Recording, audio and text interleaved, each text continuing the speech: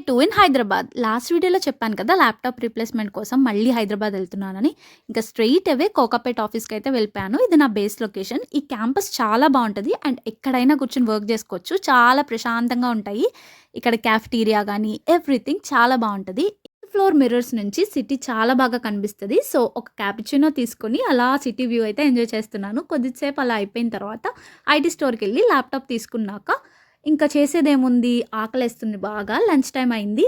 ఇంకా plate meals తీసుకొని food enjoy చేసిన తర్వాత కొంచెం సేపు ఈవినింగ్ వరకు వర్క్ చేశాను. బికాజ్ ల్యాప్‌టాప్ మళ్ళీ వర్క్ చేయకపోతే వచ్చే ఓపిక లేదు.